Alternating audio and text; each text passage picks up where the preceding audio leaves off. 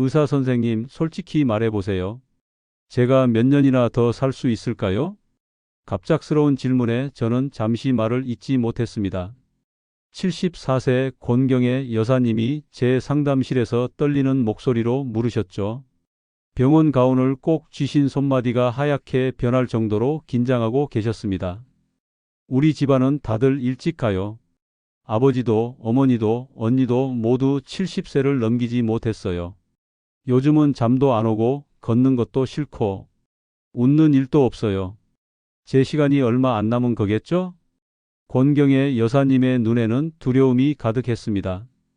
많은 분들이 비슷한 공포를 안고 살아갑니다. 우리 가족은 원래 단명해서 라는 생각이 마음 깊숙이 자리 잡고 그 생각이 삶의 질을 떨어뜨리는 거죠. 하지만 정말 그럴까요? 정말 수명은 단지 유전자에 의해서만 결정될까요? 안녕하세요. 저는 87세 노인 심리상담과 건강행동을 연구해 온 의사 허정민 박사입니다. 올해로 상담 경력 52년째를 맞았네요.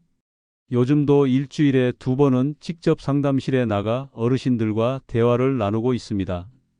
이 영상은 끝까지 보셔야 전체 맥락을 정확히 이해하실 수 있으니 5분만 시간을 내어 함께 해주세요. 참고로 미리 말씀드리자면 다소 어려운 의학용어가 나오는 경우 편안히 흘려 들으셔도 이해에는 무리가 없으실 겁니다. 그리고 이 정보가 도움이 되실 것 같다면 구독과 좋아요 부탁드립니다. 많은 분들이 제게 묻습니다. 선생님, 그 나이에 어떻게 아직도 사람을 상담하세요? 저는 이렇게 대답합니다. 몸이 아니라 마음이 먼저 늙는 걸 지키는 게 제 일이니까요. 저는 오랜 세월 동안 수많은 노인분들을 만나면서 한 가지 분명한 사실을 발견했습니다. 수명은 유전보다 생활 습관이 70%를 좌우한다는 점이죠.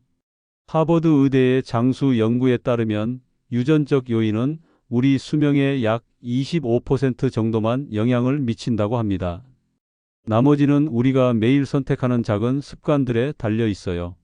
처음에 말씀드렸던 권경의 여사님께 제가 이 사실을 알려드렸을 때 여사님의 표정이 변했습니다. 정말요? 그럼 제가 뭔가 할 수 있는 게 있다는 건가요? 그 순간부터 권 여사님은 하루하루를 바꿔가기 시작했습니다. 오늘은 제가 수천 명의 장수 어르신들을 상담하면서 공통적으로 발견한 오래 사는 분들의 9가지 특징을 여러분과 나누려고 합니다. 이 특징들은 누구에게나 나타날 수 있는 몸의 신호들입니다. 그리고 대부분은 특별한 약이 아니라 작은 습관에서 비롯됩니다. 우리는 나이 들면 다 약해진다고만 생각하는데요. 사실 70세 이후에도 몸이 유지되고 있는 어떤 부분이 있다면 그건 아직도 내 안에 건강의 힘이 살아있다는 신호예요. 혹시 지금부터 제 이야기를 들으시면서 이건 나도 해당되는데 싶은 게 있다면 그건 이미 여러분 안에 장수의 힘이 있다는 뜻입니다. 자, 이제 하나씩 살펴볼까요? 1. 튼튼한 이 치아 건강. 첫 번째 신호는 바로 튼튼한 이입니다. 단순히 미소가 아름답다는 것을 넘어 치아 건강은 장수와 직접적인 관련이 있습니다. 치아는 다양한 음식을 씹고 영양소를 흡수하는 첫 관문이기 때문이죠. 79세 안병준 어르신의 사례가 기억납니다. 안병준 어르신은 21개의 자연 치아를 그대로 보존하고 계셨어요. 사과를 통째로 베어 물 수 있을 정도로 치아가 튼튼했죠. 어르신의 비결을 물었더니 매일 밤 잠들기 전에 치실질을 빼먹은 적이 없다고 하셨습니다. 도쿄 의과대학의 연구에 따르면 20개 이상의 자연 치아를 보존한 노인들은 그렇지 않은 노인들보다 평균 6.3년 더 오래 살았다고 합니다. 이는 단순한 우연이 아니라 전체적인 건강관리와 연결된 결과죠. 여러분도 지금부터 실천하실 수 있는 방법이 있습니다.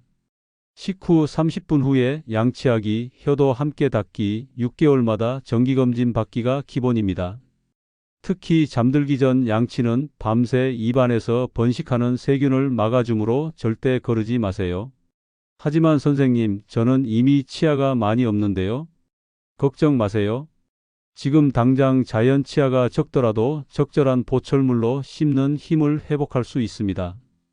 중요한 것은 지금부터 남은 치아를 어떻게 관리하느냐입니다. 치과 의사와 상담하여 자신에게 맞는 관리법을 찾아보세요. 2. 또렷한 기억력. 두 번째 신호는 또렷한 기억력입니다. 나이가 들면 기억력이 떨어지는 건 당연하다고 생각하는 분들이 많습니다. 하지만 그건 절대 자연스러운 노화가 아닙니다. 뇌는 계속 자극을 주면 늙지 않는 특별한 기관이에요. 83세 유진아 여사님의 이야기를 들려드릴게요.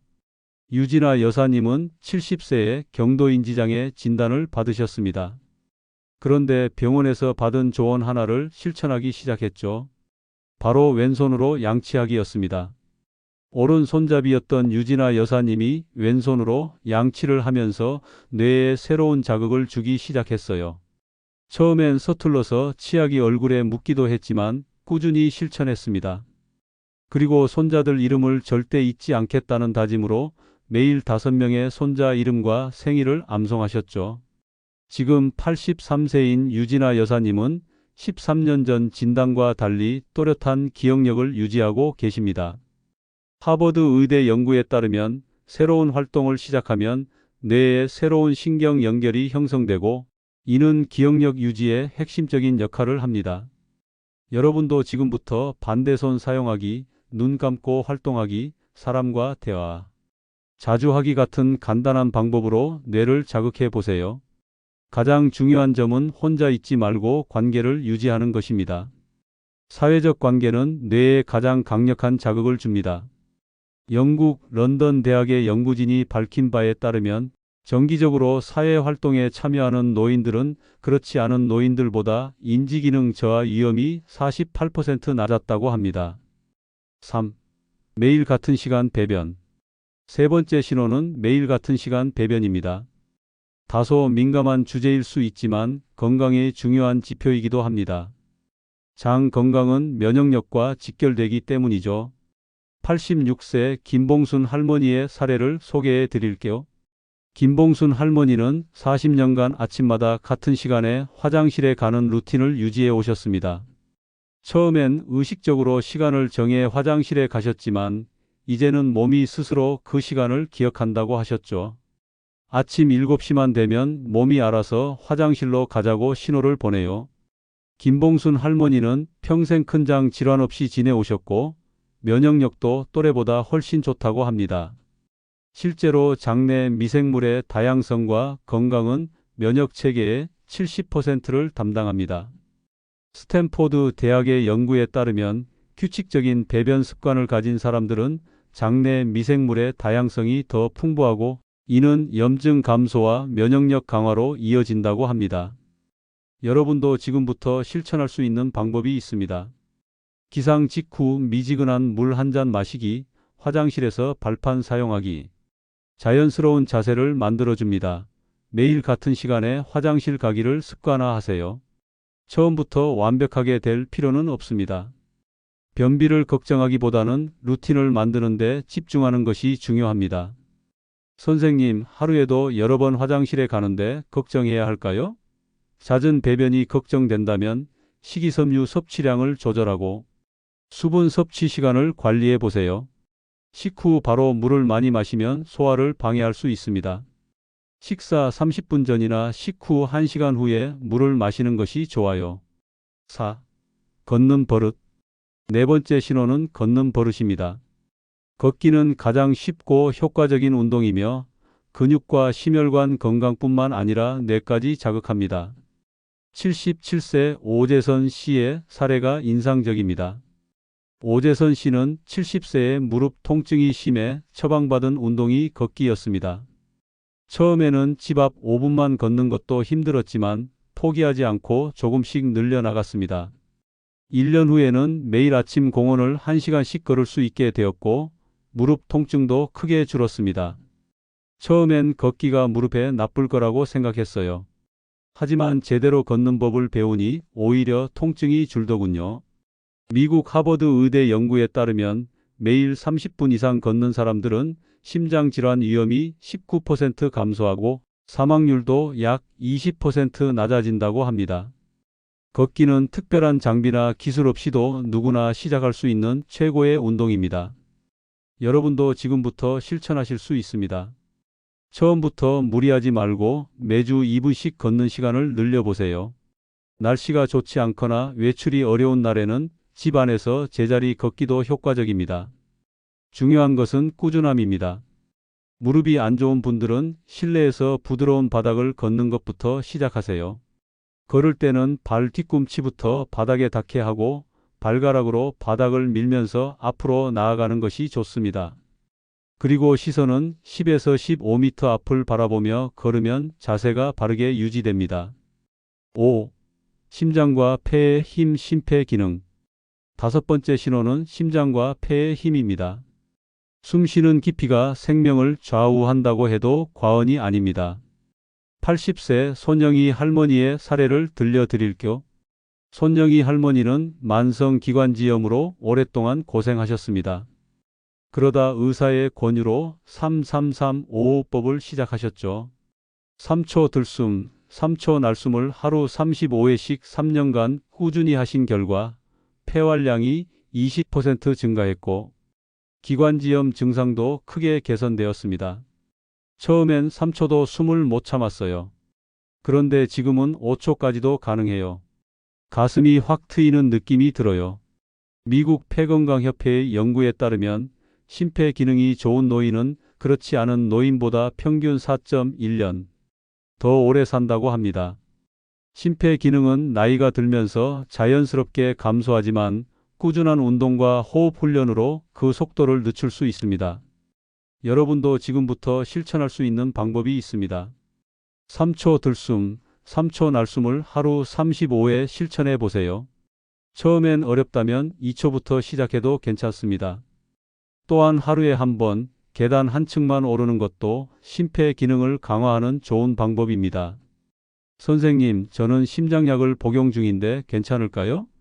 심장질환이나 고혈압 약을 복용 중이시라면 반드시 담당 의사와 상담 후 실천하세요. 무리한 운동은 오히려 역효과를 낼 수 있습니다. 담당 의사와 함께 자신의 상태에 맞는 호흡법과 운동 강도를 결정하는 것이 중요합니다. 6. 식사 습관 조금 덜 먹기의 기술. 여섯 번째 신호는 조금 덜 먹기의 식사 습관입니다. 적게, 다양하게, 규칙적으로 먹는 것이 장수의 비결입니다. 88세 양달식 어르신의 사례가 인상적입니다. 양달식 어르신은 60대부터 한 그릇 식단을 실천해 오셨습니다. 밥그릇 하나에 밥은 3분의 1, 단백질 3분의 1, 채소를 3분의 1 이상 담아 먹는 방식이죠. 처음엔 양이 적다고 느꼈어요. 하지만 몸이 적응하니 딱 적당하다는 걸 알게 됐죠. 이제는 과식하면 오히려 불편해요. 양달식 어르신은 평생 당뇨나 고혈압 없이 건강을 유지하고 계십니다. 일본 오키나와 장수 연구에 따르면 오키나와 노인들은 하라치부라는 원칙을 지킵니다. 배의 80%만 채우는 식습관이죠. 이들은 세계에서 가장 장수하는 지역 중 하나로 꼽힙니다. 여러분도 지금부터 실천할 수 있는 방법이 있습니다. 다양한 세계 식재료 사용하기, 저녁을 일찍 먹기 취침, 3시간 전까지 식물성 단백질인 콩과 두부 자주 활용하기가 도움이 됩니다. 식사할 때는 작은 그릇을 사용하면 자연스럽게 양을 조절할 수 있고 천천히 꼭꼭 씹어 먹으면 소화도 잘 되고 포만감도 빨리 옵니다. 주의할 점은 안 먹는 게 아니라 잘 먹는 것이 핵심이라는 사실입니다. 영양 결핍은 면역력 저하로 이어질 수 있으니 양을 줄이되 영양소는 골고루 섭취해야 합니다. 특히 단백질은 근감소증 예방에 중요하므로 매 끼니 손바닥 크기만큼은 섭취하세요. 7. 밝은 마음. 일곱 번째 신호는 밝은 마음입니다. 스트레스 호르몬이 낮아지고 회복력이 높아지는 심리적 상태를 말합니다. 91세 박용순 어르신의 사례를 소개해 드릴게요. 박용순 어르신은 80세의 배우자를 잃고 우울증을 겪으셨습니다. 그때 상담사의 권유로 감사 일기를 쓰기 시작했습니다. 처음엔 감사할 것이 없다고 느껴 빈 페이지만 넘기기도 했지만 점차 작은 것에도 감사함을 찾아 적기 시작했죠. 오늘 창문으로 들어온 햇살이 따뜻했다. 길에서 마주친 아이가 웃어줬다 같은 사소한 것들부터요. 10년간 감사 일기를 쓰면서 박용순 어르신은 수많은 건강 고비를 이겨내셨고 지금도 독립적인 생활을 유지하고 계십니다. 하버드 의대 연구에 따르면 긍정적인 마음가짐을 가진 사람들은 심장질환 위험이 50% 낮고 평균 7.5년 더 오래 산다고 합니다. 긍정적인 감정은 면역 세포의 활동을 促진하고 염증 반응을 줄이는 효과가 있습니다. 여러분도 지금부터 실천할 수 있는 방법이 있습니다. 매일 감사한 일 3가지 적기, 그래도 다행이다라고 되뇌기, 의식적으로 웃는 습관 들이기가 도움이 됩니다. 실제로 억지로라도 웃으면 행복 호르몬인 세로토닌과 엔도르핀이 분비된다고 합니다. 주의할 점은 억지로 긍정적이려 하기보다 감정을 인정하는 것부터 시작해야 한다는 점입니다. 슬프고 화나는 감정이 들면 그것을 인정하고 그 후에 그럼에도 불구하고 감사한 것은 이라고 생각해 보세요. 감정을 억누르는 것보다 인정하고 넘어가는 것이 심리적 건강에 더 좋습니다. 8. 좋은 잠. 8번째 신호는 좋은 잠입니다. 수면은 노화 방지 호르몬을 분비하고 면역을 강화하는 시간입니다. 84세 송필자 여사님의 사례를 들려드릴게요. 송필자 여사님은 60년간 같은 시간에 자고 일어나는 수면 습관을 유지해 오셨습니다. 밤 10시에 잠들어 아침 6시에 일어나는 생활 리듬이죠. 또한 매일 점심 식사 후 20분간 낮잠을 자는 습관도 지켜오셨습니다. 젊었을 때는 바빠서 잠을 아꼈는데 지금 생각하면 그게 얼마나 어리석은 일이었는지 모르겠어요. 잠은 아끼는 게 아니라 투자하는 거예요. 송필자 여사님은 또래보다 피부가 훨씬 탄력 있고 기억력도 좋기로 소문난 분입니다. 미국 수면의학회의 연구에 따르면 질 좋은 수면을 취하는 노인은 인지, 기능이 더 좋고 면역력도 강하다고 합니다. 수면 중에는 성장 호르몬이 분비되어 세포 재생과 회복을 돕기 때문이죠. 여러분도 지금부터 실천할 수 있는 방법이 있습니다. 매일 같은 시간에 취침하고 기상하기, 수면 1시간 전에는 스마트폰이나 TV 같은 화면 끄기, 취침 전 따뜻한 차 마시기가 도움이 됩니다. 방 온도는 18에서 22도, 습도는 40에서 60%가 이상적입니다. 주의할 점은 자려고 애쓰지 말고 편안한 환경을 만드는 데 집중하는 것입니다. 잠이 오지 않을 때 억지로 자려고 하면 오히려 스트레스가 쌓여 더 잠들기 어려워집니다. 잠이 오지 않으면 일어나서 따뜻한 물을 마시거나 가벼운 책을 읽다가 다시 시도해 보세요. 9. 아침에 일어날 이유가 있다. 마지막 9번째 신호는 아침에 일어날 이유가 있다입니다. 삶의 의미는 장수와 직결됩니다. 90세 이정의 할머니의 사례가 감동적입니다. 이정의 할머니는 80세에 처음으로 한글을 배우기 시작했습니다. 평생 농사일로 바빠 글을 배울 기회가 없었지만 늦게라도 배우겠다는 의지로 노인학교에 등록하셨죠. 10년이 지난 지금 이정의 할머니는 초등학생 손주들의 숙제를 도와줄 정도로 글을 잘 읽고 쓰게 되었습니다. 아침에 눈 뜨면 제일 먼저 손주들 공부를 도와줄 생각에 기쁨이 차올라요. 내가 아직 누군가에게 필요한 사람이라는 게 얼마나 행복한지 몰라요. 일본의 이키가이 연구에 따르면 삶의 목적이 분명한 사람들은 그렇지 않은 사람들보다 평균 7년 더 오래 산다고 합니다. 의미 있는 활동은 면역 체계를 강화하고 스트레스 호르몬 수치를 낮추는 효과가 있습니다. 여러분도 지금부터 실천할 수 있는 방법이 있습니다. 예전에 즐겼던 취미 다시 시작하기, 동네 활동이나 봉사에 참여하기, 손주들과 정기적으로 시간 보내기가 도움이 됩니다. 중요한 것은 자신만의 일어날 이유를 찾는 것입니다. 주의할 점은 크고 거창한 목표가 아니어도 된다는 사실입니다. 나만의 작은 이유면 충분합니다. 반려식물에 물 주기, 길고양이 밥 주기, 아침 동네 산책하기 같은 소소한 일상도 여러분을 아침에 일어나게 하는 소중한 이유가 될 수 있습니다. 지금까지 오래 사는 분들에게 공통적으로 나타나는 9가지 신호에 대해 말씀드렸습니다. 여러분은 몇 가지나 해당되시나요? 2가지 이상이라면 이미 여러분 안에는 장수의 씨앗이 자라고 있는 겁니다. 권경의 여사님의 이야기로 돌아가 보겠습니다. 처음 제 상담실을 찾아왔을 때 얼마나 더 살 수 있을까요? 라고 물으셨던 권 여사님은 지금 어떻게 지내실까요? 그날 상담실을 나가시며 선생님, 저도 한번 해보겠습니다. 라고 말씀하셨던 권 여사님은 1년 후 완전히 다른 모습으로 제 상담실을 다시 찾아오셨습니다. 선생님, 믿으시겠어요? 요즘은 아침마다 공원을 30분씩 걷고 있어요. 처음엔 5분도 힘들었는데 이제는 30분이 짧게 느껴질 정도예요. 그리고 매일 저녁 8시에는 손녀와 영상통화를 해요. 제가 오늘 본 꽃 사진을 보내주고 손녀는 학교 이야기를 들려주죠. 이제는 밤에 잠도 잘 오고 아침에 눈 뜨는 게 기다려져요. 권 여사님의 눈에는 더 이상 두려움이 없었습니다. 대신 생기와 희망이 가득했죠. 그리고 3년이 지난 지금 권 여사님은 77세가 되셨습니다.